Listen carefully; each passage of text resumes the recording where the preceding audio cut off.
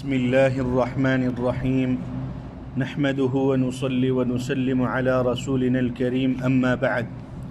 رب اشرح لي صدري ويسر لي أمري واحلل عقدة من لساني يفقه قولي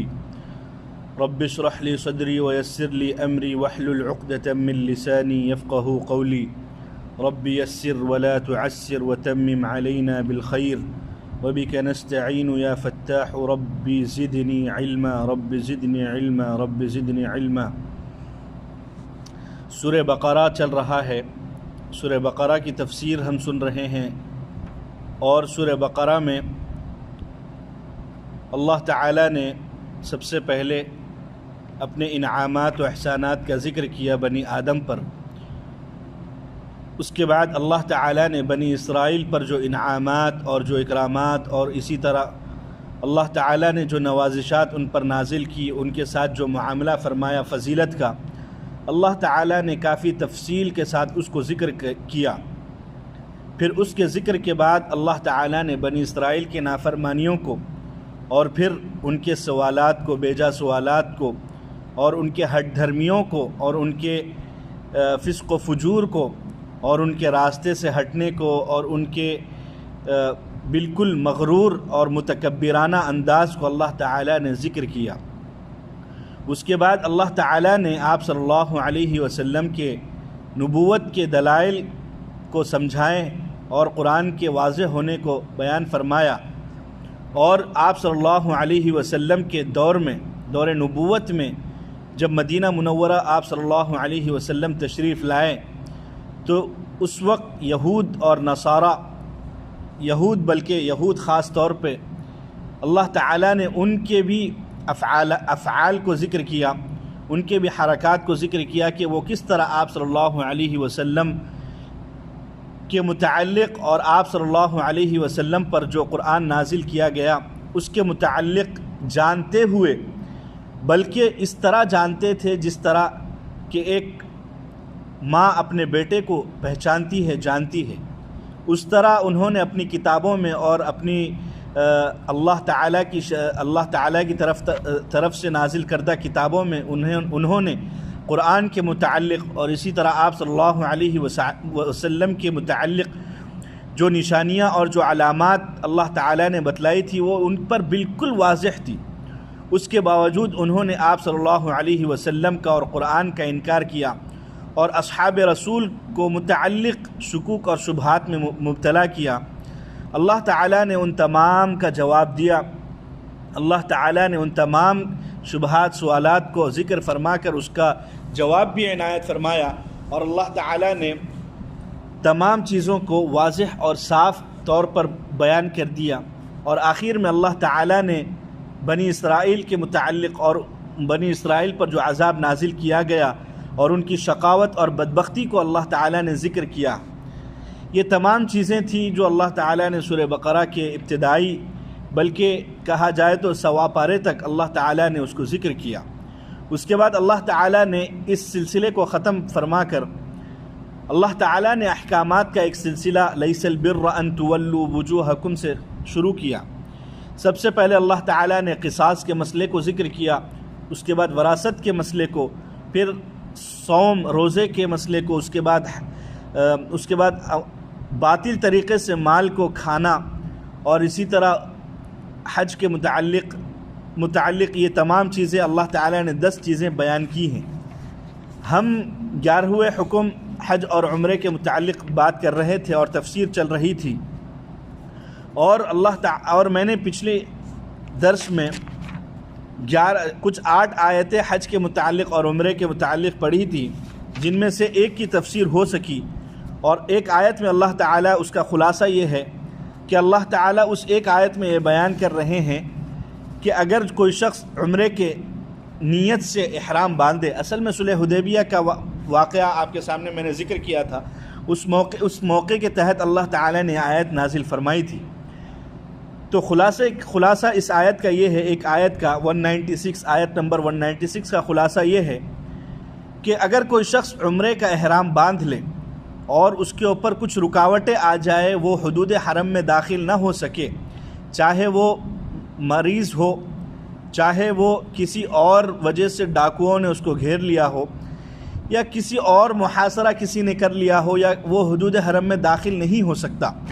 یعنی کچھ ایسی رکاوٹیں پیدا ہو گئی ہیں جو شریعت کی نظر میں واقعی رکاوٹیں ہیں، جس کو اللہ تعالیٰ نے یہاں بیان فرمایا ہے کہ اگر تمہیں کوئی گھیر لے، یعنی تم اگر روک دیے جاؤ، اور اسی طرح کوئی بیمار ہے، یا اگر کسی کے سر میں درد ہے، یا مختلف چیزیں جو ایسی بیماری ہے جو شریعت کی نظر میں واقعی عذر ہے، اگر یہ تمام چیزیں اگر پیش آ جائے عمرے کا احرام باندھنے کے بعد، تو اللہ تعالیٰ نے پھر اس کو ذکر کیا کہ وہاں ایک ہدی یعنی ایک جانور بھیج دے اور قربانی کرا دے، پھر اگلے سال آ کر اس کو اس فریضے کو یا اسی طرح اس رکن کو، اس عمرے کو ادا کر لیں۔ اسی کے ضمن میں اللہ تعالیٰ نے حج کے متعلق بھی کچھ بیان فرما دیا کہ تمتع اور اسی طرح قران اور اسی طرح میں نے جو بیان کیا تھا، اور اگر پھر کوئی شخص اگر ان میں قربانی نہ کر سکے تو اس کے لیے کیا حکم ہے، 3 دن روزہ رکھے، پھر باقی 7 دن پورے 10 دن مکمل کرے۔ یہ پچھلی آیت کا خلاصہ تھا۔ اب اگلی آیت میں اللہ تعالیٰ یہ فرما رہے ہیں، حج کے متعلق ہے یہ آیت۔ اس آیت کا ہم سب سے پہلے ترجمہ سنتے ہیں۔ بسم اللہ الرحمن الرحیم۔ الحج اشہر معلومات، حج کے چند متعین مہینے ہیں۔ فمن فرض فیہن الحج فلا رفث ولا فسوق ولا جدال فی الحج، جو ان میں احرام باندھ کر اپنے آپ پر حج لازم کر لے تو پھر وہ حج میں نہ کوئی فحش بات کرے، نہ گناہ کرے اور نہ جھگڑا۔ وَمَا تَفْعَلُوا مِنْ خَيْرٍ يَعْلَمْهُ اللَّهُ، تم جو بھی اچھے کام کرتے ہو اللہ اس کو جانتے ہیں۔ وَتَزَوَّدُوا فَإِنَّ خَيْرَ الزَّادِ التَّقْوَى، اور ہاں راستے کا توشہ لے لیا کرو۔ وَاتَّقُونِ يَا أُولِي الْأَلْبَابِ، بہترین توشہ تقویٰ ہے، اور اے اصحاب عقل و دانش مجھ ہی سے ڈرتے رہا کرو۔ لَيْسَ عَلَيْكُمْ جُنَاحٌ أَن تَبْتَغُوا فَضْلًا مِّن رَبِّكُمْ، تم پر حج کے موقع سے اپنے رب کی روزی تلاش کرنے میں کوئی مضائقہ نہیں۔ فَإِذَا أَفَضْتُم مِّنْ عَرَفَاتٍ فَاذْكُرُوا اللَّهَ عِندَ الْمَشْعَرِ الْحَرَامِ، پھر جب تم عرفات سے واپس لوٹو تو مشعر حرام کے پاس اللہ کا ذکر کیا کرو۔ وَاذْكُرُوهُ كَمَا هَدَاكُمْ، اور ذکر بھی اس طرح کرو جس طرح اللہ نے بتایا ہے۔ وَإِن كُنتُم مِّن قَبْلِهِ لَمِنَ الضَّالِّينَ، اور یقیناً اس سے پہلے تم اس سلسلے میں صحیح راستے سے ہٹے ہوئے تھے۔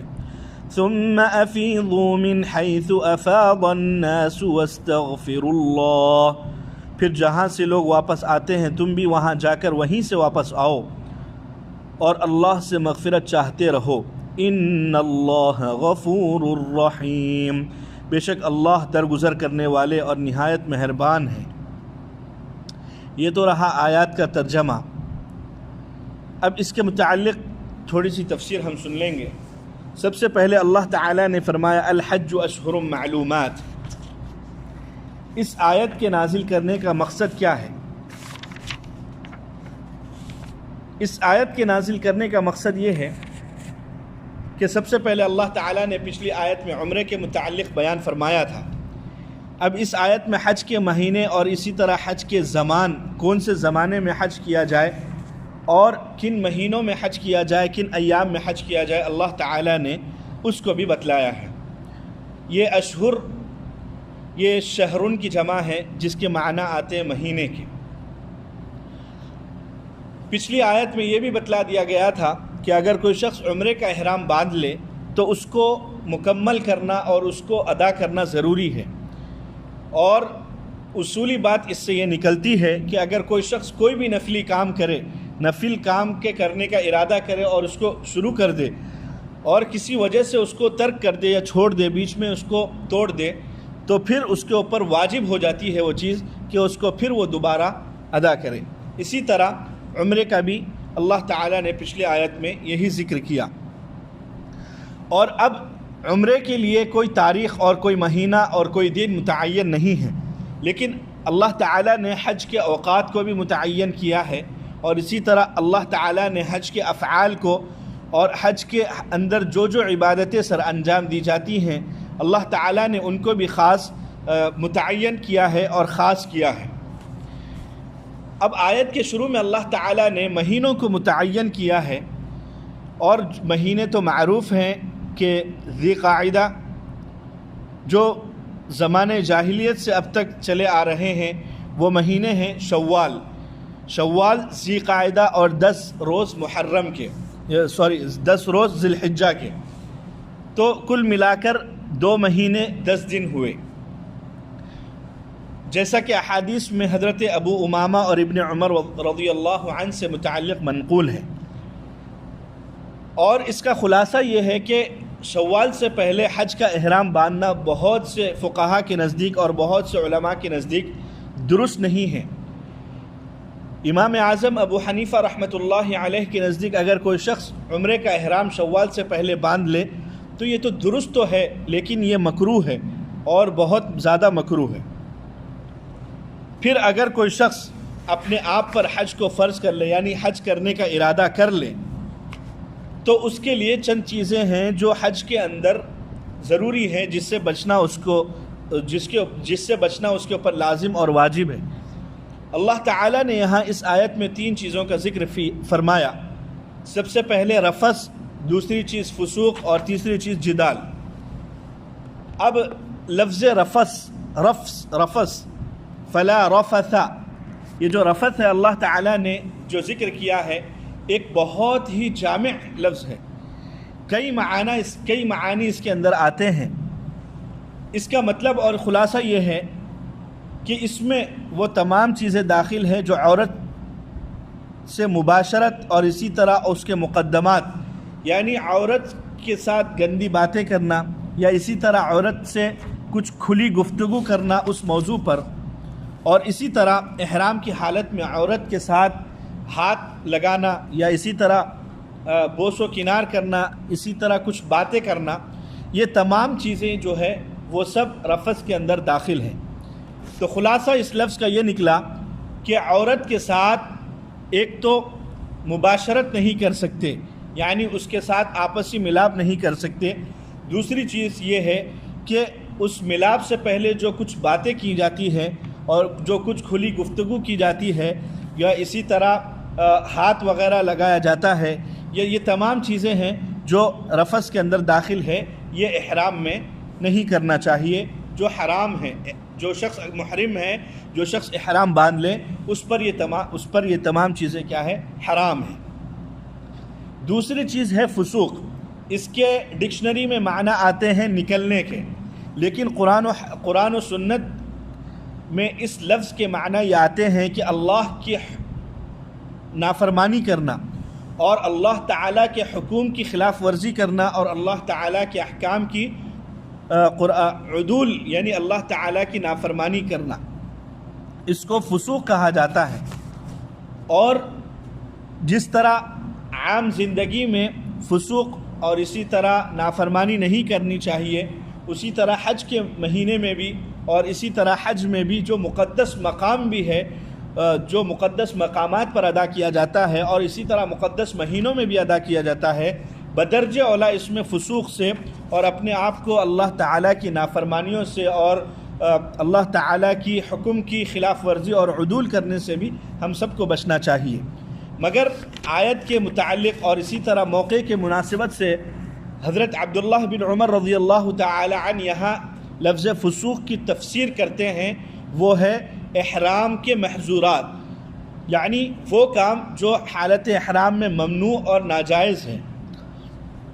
بظاہر یہ تفسیر کیا ہے؟ اس آیت کے مناسب بھی ہے، کیونکہ عام گناہوں سے تو باہر عام زندگی میں بھی بچنا چاہیے اور خصوصاً احرام کے حالت میں اور حج کے موسم میں بھی بچنا چاہیے، لیکن یہاں تفسیر حضرت عبداللہ بن عمر رضی اللہ عنہ نے وہ یہ فرمائی ہے کہ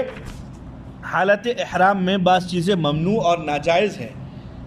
اور حرام ہیں، جیسے کہ نماز کی حالت میں کھانا پینا، اسی طرح سونا، یہ تمام چیزیں کیا ہے؟ اس پر ناجائز ہو جاتی ہیں، اگرچہ کہ عام حالات میں یہ تمام چیزیں جائز ہے، لیکن نماز کی حالت میں یہ چیزیں ہم پر ناجائز ہو جاتی ہیں۔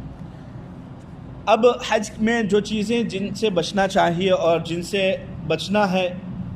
احرام کی حالت میں، جو چیز ناجائز ہے وہ 6 چیزیں ہیں۔ نمبر 1، عورت کے ساتھ مباشرت، یعنی عورت کے ساتھ میل ملاپ اور اس کے تمام متعلقات، یہاں تک کہ کچھ کھلی گفتگو بھی کرنا اور ہاتھ وغیرہ، یہ تمام چیزیں کیا ہے احرام کی حالت میں ناجائز ہے اور حرام ہے۔ دوسری چیز ہے جانوروں کا شکار کرنا،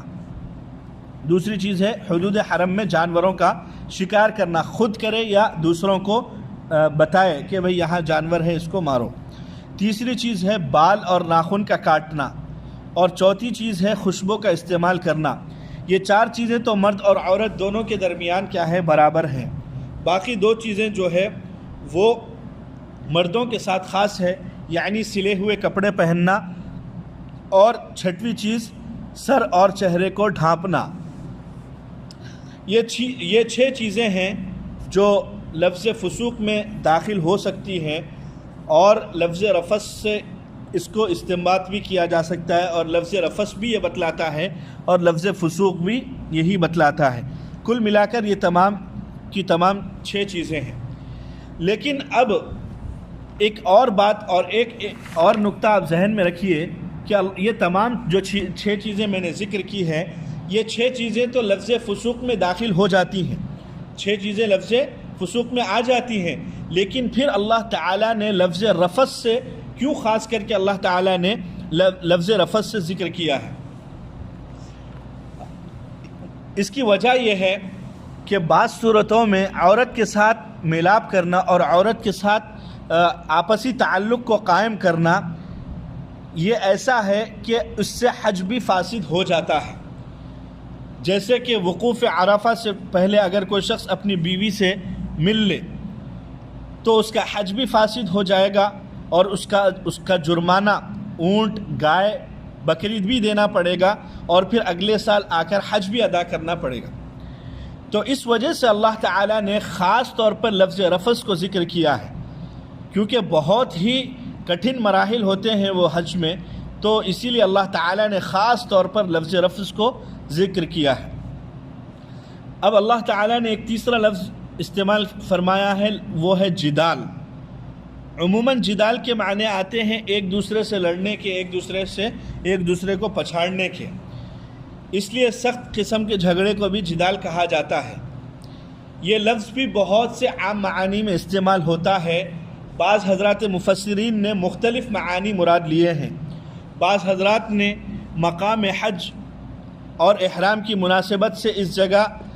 جدال کے معنی یہ مراد لیے ہیں کہ جاہلیت عرب تھے، یعنی عرب کے لوگ تھے، وہ مقام وقوف میں اختلاف رکھتے تھے، یعنی کہاں پر وقوف کیا جائے۔ جیسے آج کل کے زمانے میں آج اسلامی احکامات میں اور اسلامی شریعت میں اور اسلام یہ بتاتا ہے کہ عرفات میں وقوف کیا جائے، لیکن زمانے جاہلیت میں عرب لوگ آپس میں جھگڑا کرتے تھے کہ بھئی وقوف کہاں کیا جائے، یا تو مزدلفہ میں کیا جائے یا عرفات میں کیا جائے۔ اس میں سخت قسم کا جھگڑا ہوتا تھا۔ اور اسی طرح حج کے ایام میں بھی جھگڑا ہوتا تھا کہ شوال میں بعض لوگ شوال کو کہتے تھے، بعض لوگ ذی قعدہ کو، بعض لوگ ذی الحجہ کو، تو اس میں بھی وہ لوگ آپس میں جھگڑا کرتے تھے۔ تو اس لیے اللہ تعالیٰ نے اس جدال کو ختم فرمایا، وَلَا جِدَالَ فِي الْحَجِّ کہہ کر اللہ تعالیٰ نے فرمایا کہ حج جو ہوگا وہ شوال سے لے کر وہ ذی الحجہ کی 10 تاریخ میں ہوگا، اور اسی طرح اور حج کے جو مہینے ہیں وہ شوال، ذی قعدہ اور ذی الحجہ کے ہیں، ذی الحجہ کے 10 دن، اور اسی طرح وہ جو وقوف ہوگا اور جو وقوف فرض ہوگا وہ عرفات میں ہوگا، اور اسی طرح جو وقوف واجب ہوگا وہ مزدلفہ میں ہوگا۔ اب ان تمام آیتوں کا خلاصہ یہ ہے کہ اللہ تعالیٰ ان 3 الفاظ کے ذریعے یہ بتانا چاہ رہے ہیں کہ وہ حج کا مہینہ ایک ایسا مہینہ ہوتا ہے کہ ان تمام 3 چیزوں کی وہاں ضرورت پڑتی ہے، کیونکہ سب سے پہلی چیز رفث ہے، کیونکہ انسان جب مطاف میں طواف کرتا ہے اور اسی طرح سعی کرتا ہے اور آپس میں میل ملاپ ہوتا ہے تو عورتیں اور مردوں کا آپس میں اختلاط ہوتا ہے اور آپس میں ایک دوسرے کو لوگ دیکھتے ہیں۔ اس وجہ سے اللہ تعالیٰ نے فرمایا کہ یہاں نظریں نیچے رکھنا ہے اور ایک مدت تک اپنی بیوی سے ایک مرد نہیں ملتا تو اللہ تعالیٰ نے فرمایا کہ یہاں برداشت کرنا ہے، اسی لیے اللہ تعالیٰ نے سب سے پہلے رفث استعمال فرمایا۔ دوسری چیز، حج کے مواقع میں کیونکہ بھیڑ زیادہ ہوتی ہے اور ازدحام زیادہ ہوتا ہے اور بہت سے مواقع پیش آتے ہیں کہ انسان چوری بھی کر سکتا ہے، بد نظری بھی کر سکتا ہے اور اسی طرح مختلف گناہ بھی کر سکتا ہے، تو اللہ تعالیٰ نے لا فسوق فرما کر یہ فرما دیا کہ یہی چیز تو ہے بچنے کی۔ اور تیسری چیز ہے لا جدالہ، یعنی حج کے مواسم میں بہت سی مرتبہ ایسا ہوتا ہے کہ آپس میں ساتھیوں سے جھگڑا ہو جاتا ہے اور اسی طرح کچھ برداشت بھی کرنا پڑتا ہے، کوئی ہماری جگہ لیتا ہے اس سے کیا ہے نرمی کے انداز میں بات کرنا ہے، تو یہ تمام چیزیں کیا ہے حج کے اندر حج کی مناسبت سے اللہ تعالیٰ نے بیان فرمائی ہے۔ اب ایک بلاغت یہاں ایک نقطہ میں ذکر کرتا چلوں کہ اللہ تعالیٰ نے یہاں یہ ذکر نہیں فرمایا کہ لا تفسقوا ولا تجادلوا ولا ترفثوا، یعنی یہ چیز نہیں کرنا، یہ چیز نہیں کرنا، یہ چیز نہیں کرنا، یہ اللہ تعالیٰ نے یہ لفظ استعمال نہیں فرمایا، بلکہ اللہ تعالیٰ نے فرمایا لا رفث ولا فسوق، لا رفث۔ اس کا مطلب یہ ہوا کہ حج کے اندر یہ چیزوں کی گنجائش ہی نہیں ہے، حج کے اندر یہ چیزوں کی گنجائش ہی نہیں ہے۔ تو اللہ تعالیٰ نے یہاں ایک بلاغت اور ایک بالکل اعجاز اللہ تعالیٰ نے اس آیت میں نازل فرمایا، وَمَا تَفْعَلُوا مِنْ خَيْرٍ يَعْلَمْهُ اللَّهُ، اور جو کچھ تم احرام کی حالت میں کرتے ہو، اور احرام کی حالت میں یا اسی طرح خاص طور پہ حج کا ذکر چل رہا ہے اسی لیے میں کہہ رہا ہوں، احرام کی حالت میں جو کچھ کرتے ہو یا ان مبارک ایام میں جو کچھ کرتے ہو وہ اللہ بہتر طریقے سے جانتا ہے۔ وَمَا تَفْعَلُوا مِنْ خَيْرٍ يَعْلَمْهُ اللَّهُ، اللہ تعالیٰ بہتر انداز میں اس کو جانتا ہے اور اللہ تعالیٰ بہت زیادہ جانتا ہے۔ وَتَزَوَّدُوا فَإِنَّ خَيْرَ الزَّادِ التَّقْوَى، اور ہونا تو یہ چاہیے کہ برائیوں سے اور اسی طرح منہیات سے، اسی طرح منکرات سے تو بچے بندہ، لیکن موقع کی مناسبت سے اور اسی طرح زمانہ بھی مقدس زمانہ ہے اور جگہ بھی مقدس ہے، تو بندہ یہ کوشش کرے کہ زیادہ سے زیادہ اس میں نیکیاں کرے اور زیادہ سے زیادہ اپنے تقوی میں اضافے کا اس کو سبب بنائے اور زیادہ سے زیادہ آخرت کے لیے توشہ اختیار کرے۔ وَتَزَوَّدُوا فَإِنَّ خَيْرَ الزَّادِ التَّقْوَى۔ اور ایک اور بات یہاں ذکر کرنا ہے جو اس آیت کی مناسبت سے ہے کہ بعض لوگ حج کے لیے نکل جاتے ہیں، ان کے پاس کوئی توشہ نہیں ہوتا، نہ کوئی خرچہ ہوتا ہے، نہ وہ لوگ کچھ خرچہ رکھتے ہیں، نہ سفر کا خرچہ، اسی طرح حج میں خرچ کرنے کے لیے کچھ نہ کچھ خرچہ رکھ لینا چاہیے، یہ توکل کے منافی نہیں ہے۔ اور آج کل جو مختلف لوگ پیدل حج کے لیے نکل رہے ہیں اور مختلف ویڈیوز دیکھنے میں آتی ہیں، وہ لوگ کہہ رہے ہیں کہ ہمارا کام حج پر نکلنا ہے، اللہ کا کام کیا ہے، ہمیں اپنے گھر پر بلانا ہے۔ یہ بالکل توکل کے منافی ہے اور یہ بالکل درست نہیں ہے اور یہ ناجائز عمل ہے، کیونکہ اللہ تعالیٰ نے فرمایا سب سے پہلے کہ تم اسباب کو اختیار کرو، پھر اللہ پر بھروسہ کرو، جس کی تفسیر آپ صلی اللہ علیہ وسلم نے بھی فرمایا ہے کہ سب سے پہلے باندھو، رسی کو باندھو، پھر اس کے بعد اللہ پر توکل کرو۔ تو جو لوگ آج کل یہ کہہ کر نکل رہے ہیں حج پر پیدل کے ہم تو نکل گئے ہیں، اللہ آگے آپ راستے ہمارے لیے آسان فرمائیے، ان کے پاس کچھ بھی نہیں ہے، بظاہر سفر کے لیے کچھ اخراجات بھی نہیں ہیں، تو یہ بالکل توکل کے منافی ہے اور یہ ناجائز ہے۔ لیس علیکم جناح ان تبتغوا فضلا من ربکم، اس آیت کا شان نزول یہ بیان کیا جاتا ہے کہ جیسے کہ آپ لوگ سب جانتے ہیں کہ زمانے جاہلیت میں عبادات کو مختلف تہواروں کے جیسا ادا کیا جاتا تھا، تو حج بھی اسی طرح ہے کہ حج کے مہینے میں زمانے جاہلیت میں عرب کے لوگ آپس میں میلے لگاتے تھے اور آپس میں تجارت کرتے اور اپنے آباء و اجداد کے مفاخر کو اور اپنے آباء و اجداد کے کارناموں کو بیان کرتے اور ایک دوسرے پر فخر کو جتاتے اور ایک دوسرے پر برتری کو بتاتے اور ایک دوسرے کی عظمت کو بیان کرتے، تو اللہ تعالیٰ نے اور ایک دوسرے سے تجارت بھی کرتے۔ لیکن جب اسلام آیا اور آپ صلی اللہ علیہ وسلم نے ان تمام چیزوں کا قلع کما کیا اور ان تمام چیزوں کو دور کیا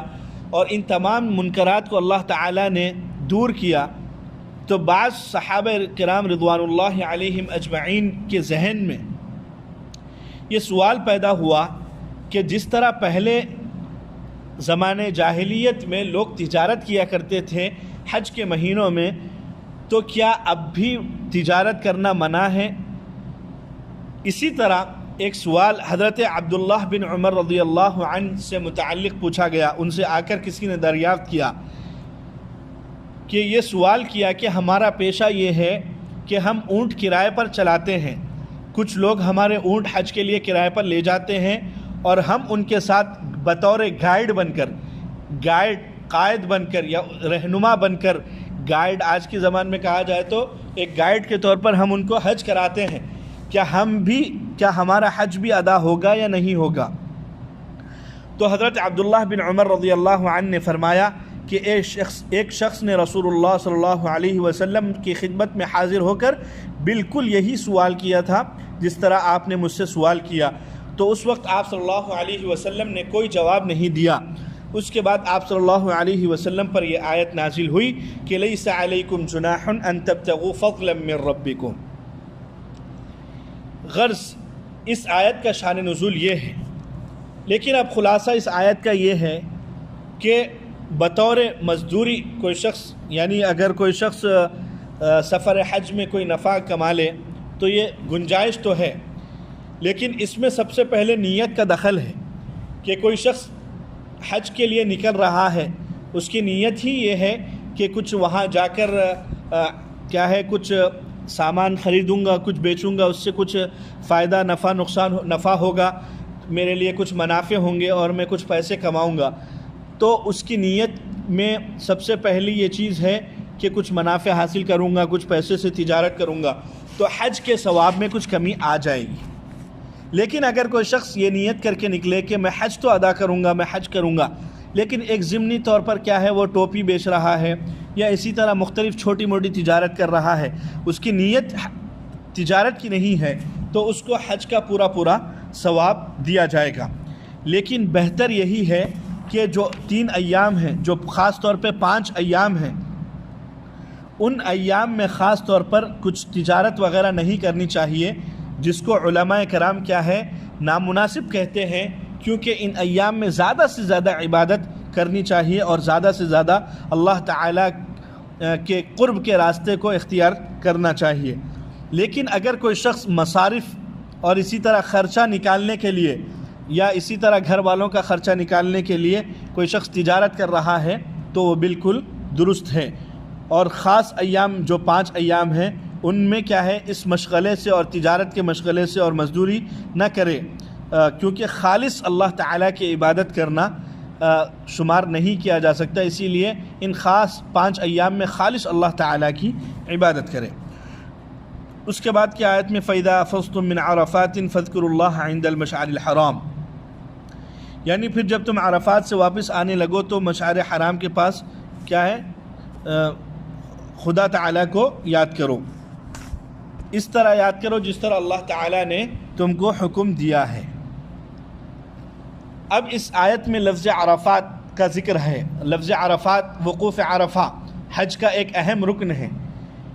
اگر کوئی شخص وقوف عرفہ نہ کرے تو اس کا حج ہی نہیں ہوتا۔ اب عرفات کے معنی کیا ہے؟ عرفات ڈکشنری میں عرفتن کی جمع ہے، جس کے معنی آتے ہیں پہچاننا، جاننا۔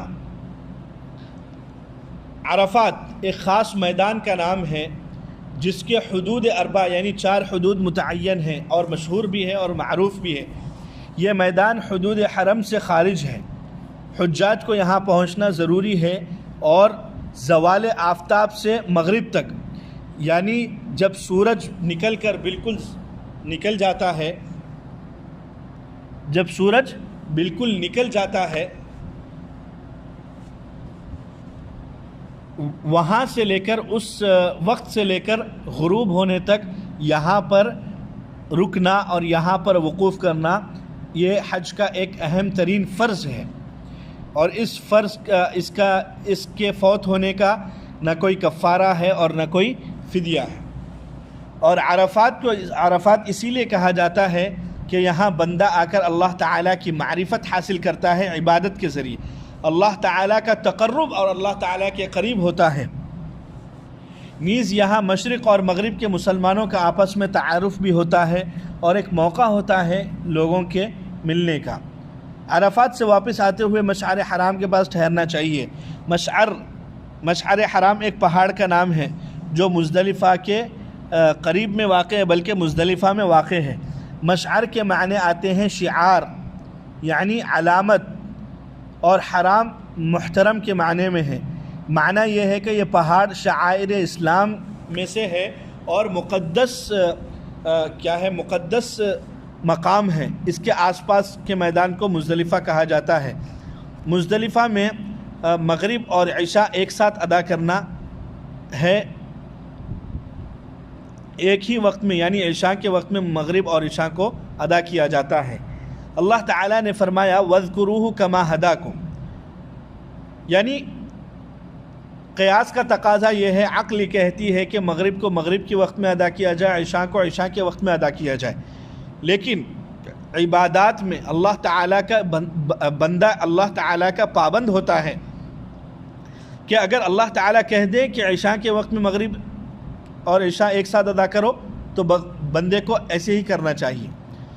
تو اللہ تعالیٰ اس آیت میں یہی فرماتے ہیں کہ وَاذْكُرُوهُ كَمَا هَدَاكُمْ، کہ جیسے اللہ تعالیٰ نے طریقہ بتلایا ہے یاد کرنے کا اور اللہ تعالیٰ نے عبادت کا طریقہ بتلایا ہے، اسی طریقے سے عبادت کرنا ہے۔ تم اپنے قیاس کو اور اسی طرح اپنے عقل کو تم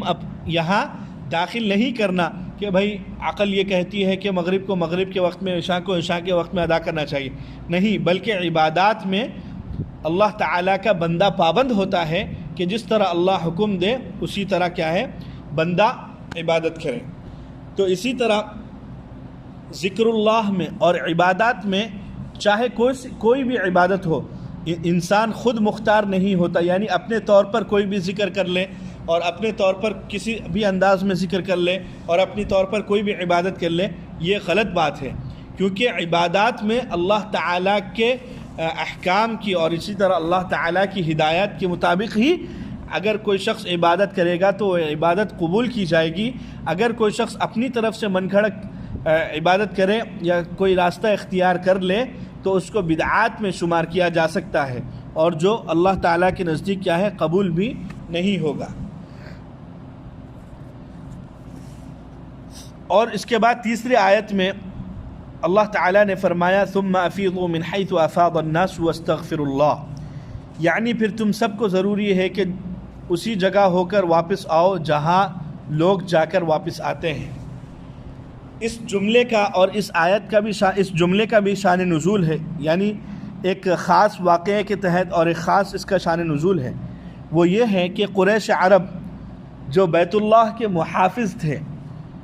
یعنی اپنے آپ کو بیت اللہ کا نگران اور نگہبان اور اپنے آپ کو محافظ اور مجاور، یعنی قریب میں، اور اپنے آپ کو بیت اللہ کے قریب میں رہنا ایک فخر سمجھتے تھے، اور تمام عرب میں ان کا اقتدار بھی مسلم تھا، اور ان کی امامت اور ان کا ان کی محافظت اور ان کی امامت اور اسی طرح ان کی نگہبانی بھی مسلم تھی، یعنی ہر شخص، یعنی تمام عرب اس کو مانتا تھا کہ واقعی یہ لوگ بیت اللہ کے خادم ہیں، محافظ ہیں، نگران ہیں، نگہبان ہیں۔ وہ لوگ اپنی حیثیت کو بتلانے کے لیے مزدلفہ میں وقوف کرتے تھے اور دوسرے لوگ عرفات میں وقوف کرتے تھے، اور جب ان سے کہا جاتا تھا کہ بھئی عرفات تک آؤ تو وہ لوگ کہتے کہ ہم بیت اللہ کے محافظ اور نگران ہیں، ہم آگے نہیں آ سکتے، ہم حدود حرم کے باہر نہیں آ سکتے، اور وہ لوگ اپنی امتیازی شان بتلانے کے لیے یہ کام کرتے۔ تو اللہ تعالیٰ نے اس آیت میں یہ بیان فرما دیا کہ ثم افیضوا من حیث افاض الناس واستغفروا اللہ، ہرگز نہیں، بلکہ یہاں اللہ تعالیٰ نے سب کو جمع کیا ہے، تمام مسلمانوں کو، تمام امت مسلمہ کو، ایک ہی کپڑے میں، ایک ہی عبادت میں۔ یہاں نہ امیر کا فرق ہے، نہ غریب کا فرق ہے، نہ یہاں عربی کا فرق ہے، نہ یہاں عجمی کا فرق ہے، نہ یہاں گورے کا اور کالے کا فرق ہے۔ ہر ایک کو اسی میدان میں آنا ضروری ہے۔ اگر امیر کہے کہ میں نہیں آتا تو اس کا حج ہی ادا نہیں ہوتا، اس کی عبادت ہی قبول نہیں کی جاتی۔ تو یہاں اللہ تعالیٰ نے ایک خاص پیغام دیا ہے انسانی مساوات کا۔ کسی اور مذہب میں، کسی اور شریعت میں اور کسی اور دھرم میں یہ بات نہیں ہے کہ انسان برابر ہے۔ ہر مذہب میں اور ہر اسی طرح دھرم میں اور ہر شریعت میں کچھ نہ کچھ بھید بھاؤ لگا ہوا ہے۔ ایک عورت میں ہو یا اسی طرح مرد میں ہو، کچھ نہ کچھ بھید بھاؤ لگا ہوا ہے۔ لیکن شریعت اسلامیہ میں عبادت کے طریقوں میں کچھ بھی بھید بھاؤ نہیں کیا، بلکہ سب کو ایک ہی درجے میں رکھا۔ جیسے کہ وہ شعر ہے نا، ایک ہی صف میں کھڑے ہو گئے محمود و ایاز، نہ کوئی بندہ رہا نہ کوئی بندے نواز۔ یعنی یہاں بڑے سے بڑا بادشاہ بھی اور اسی طرح غریب سے غریب تر بھی، جس کے پاس جھوپڑی بھی نہیں، ایک ہی صف میں کھڑے ہو کر نماز ادا کرتے ہیں، اور ایک ہی عرفات کے میدان میں آ کر حج کی عبادت کو انجام دیا جاتا ہے۔ تو یہ حج کے جو مہینہ ہے اور عرفات جو ہے، یہ پوری دنیا میں یہ پیغام پہنچاتا ہے کہ اسلام انسانی مساوات کا ایک بہترین سبق دیتا ہے اور اس کی بہترین عملی صورت کو پیش کرتا ہے، وہ ہے عرفات۔ ایک بہترین صورت کو اگر پیش کرنا ہو انسانی مساوات اور انسانی برابری کا اور انسانی آپس میں ایک دوسرے کے امتیازات کو دور کرنے کا، اور جو آپس میں جو لیول ہے کہ تو امیر ہے میں غریب ہوں، اور اسی طرح تو کالا ہے یا اسی طرح تو عرب ہے میں عجم ہوں، اس مساوات کو، اس چیز کو ختم کرنے اور اس چیز کو دور کرنے کا جو سب سے اہم سبق دیتا ہے، جو عملی صورت میں دیتا ہے، وہ اسلام ہے، اور وہ ہے میدان عرفات۔ اور اسی طرح نماز اور بھی مختلف عبادتیں ہیں کہ جس میں یہ سبق دیا جاتا ہے کہ تمام لوگ اللہ تعالیٰ کی نظر میں عبادت میں برابر کے شریک ہیں۔ کوئی امیر کوئی غریب کے لیے کوئی اصلی پروٹوکول یا اسی طرح کوئی خاص پروٹوکول نہیں ہے، بلکہ آپ صلی اللہ علیہ وسلم نے حجۃ الوداع کے موقع پر یہ خاص طور پر ارشاد فرمایا کہ الا وان امور الجاہلیۃ تحت قدمی ہاتین لا فخر لعربی علی عجمی ولا عجمی علی عربی ولا اسود علی ابیض الا بالتقوی، کہ نہ کوئی عربی کو عجمی پر فضیلت ہے، نہ کوئی عجمی کو عربی پر فضیلت ہے، نہ کوئی گورے کو کالے پر فضیلت ہے، نہ اسی طرح اور دو تین چیزیں اللہ تعالیٰ کے نبی نے ذکر کیا ہے۔ اللہ تعالیٰ کے نبی نے فرمایا ہے کہ اصل جو مدار ہے، جو فضیلت کا جو اصل مدار ہے، وہ ہے تقوی، وہ ہے تقوی۔ تو سب سے بہترین جو سبق دیتا ہے عرفات اور حج، وہ یہ ہے کہ انسان اللہ کی نظر میں سب برابر ہیں۔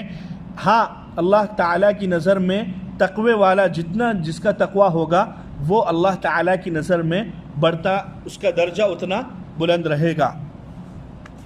تو اللہ تعالیٰ نے ان آیات میں حج کے متعلق بیان فرمایا ہے۔ اللہ تعالیٰ سے دعا ہے کہ اللہ تعالیٰ ہم سب کو وطنیت، عصبیت سے اے اللہ ہم سب کی حفاظت فرمائے، اور آپس کے غرور، تکبر اور ایک دوسرے پر فخر کرنے کو اور ایک دوسرے پر زیادتی کرنے کو اور ایک دوسرے اور گناہوں سے بچنے کی اے اللہ ہم سب کو توفیق عطا فرمائے۔ اے اللہ ہم سب کو حج کی دولت سے سرفراز فرمائے، اور حج کی عظیم دولت سے اے اللہ آپ کے قرب اور آپ کے قریب آنے کی اور آپ کی معرفت کا سبب بنائے۔ اے اللہ ہماری دعاؤں کو قبول فرمائے، جو لوگ بیمار ہیں انہیں شفاء کاملہ عاجلہ دائمہ مستمرہ عطا فرمائے۔ اے اللہ اس تفسیر کے درس کو اے اللہ قائم و دائم رکھیے۔ اے اللہ رکاوٹوں کو اے اللہ جو بھی رکاوٹیں اور اسی طرح جو بھی پریشانیاں آ رہی ہیں اے اللہ ان تمام رکاوٹوں کو دور فرمائیں۔ اے اللہ ہم سب کے دلوں میں تقوی پیدا فرمائیں۔ اے اللہ خشیت اللہیت اور آپ سے ڈرنے کی اے اللہ ہم سب کو توفیق عطا فرمائیں برحمتک یا ارحم الراحمین والحمد للہ رب العالمین۔